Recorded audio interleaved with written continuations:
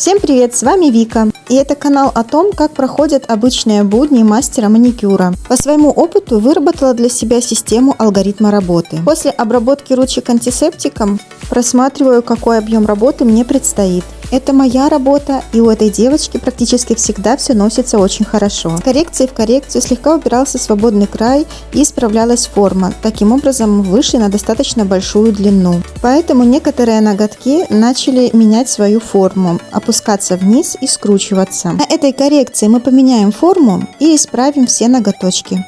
Форму будем делать балерину. Вообще из миндаля сделать балерину очень-очень просто. Отличает лишь кончик. Срезаем его и получаем нашу балерину. Зои, конечно, получается не так идеально срезать, поэтому помогаю себе пилочкой, подправляю параллельки, выравниваю торец и балерина готова.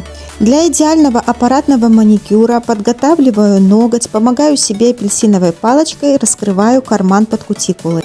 После этих манипуляций останется лишь малость – почистить кармашек фрезой, не углубляясь сильно в матрикс и не осуществляя давление на саму ногтевую пластину. Надо задерживаться на одном месте, иначе будут перетертости на коже. Секрет идеального маникюра – правильный захват, правильный угол фрезы и ни в коем случае никакого излишнего давления. Также правильно подобранная скорость. Каждого типа кожи своя. Во время процесса клиент не должен испытывать дискомфорт, а уж тем более какие-то болевые моменты. В правильном алгоритме и правильном исполнении, переходя к этапу укрепления и покрытия, мастер значительно облегчает себе работу, ведь при чисто выполненном маникюре и подготовленной ногтевой пластине материал ложится ровно, без каких-либо затеков, и это очень сильно ускоряет процесс работы, что нам с моей девочкой в этот раз было просто жизненно необходимо, ведь мы были катастрофически ограничены во времени, а дизайн предстоял очень интересный. Я обычно всегда рассчитываю на клиента 4 часа,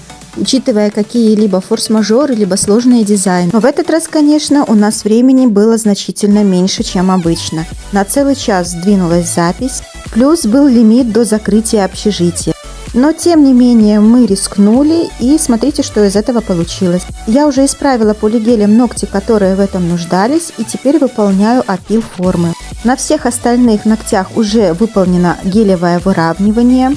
Поэтому после того, как оканчиваю корректировки формы, делаю то же самое и для этих. С гелем люблю работать в технике без опила, и желательно, чтобы гель был средней консистенции. Для этого беру горошину геля, для длинных ногтей нужно чуть больше. Зигзагообразными движениями расправляю ее вниз, распределяю по всему ногтю, помогаю тоненькой кисточкой, довожу в труднодоступные места и обязательно перед просушкой переворачиваю ручку. После всех манипуляций и исправлений на ногтях образовалась дополнительная толщина на кончиках. Ее обязательно нужно выпилить.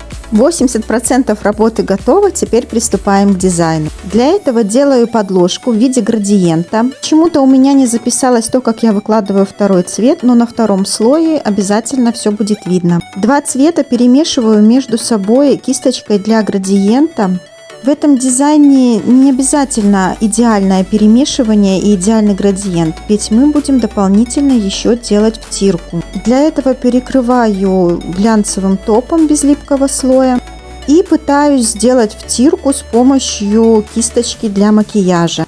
Но, как видно на видео, у меня что-то особо не получается. Поэтому я убираю этот неудачный эксперимент и уже делаю проверенным способом с помощью пальчика. Далее я делаю довольно рискованный ход, отчасти из-за того, что у нас было очень сильно ограничено по времени. Начинаю рисовать сразу по втирке, ничем ее не закрепив. Рискованный ход почему? Потому что если вдруг у меня рука дрогнет и рисунок пойдет не по плану, естественно, мне придется его убрать спирт, а вместе с рисунком уйдет и втирка. Но у нас была безвыходная ситуация, и нам пришлось просто экономить время, поэтому, скрестив пальчики, мы это сделали. И вот что у нас получилось. А кому интересно, как относится этот дизайн, подписывайтесь на канал, чтобы не пропустить следующее видео с этим клиентом. У меня на этом все. Берегите себя и своих близких.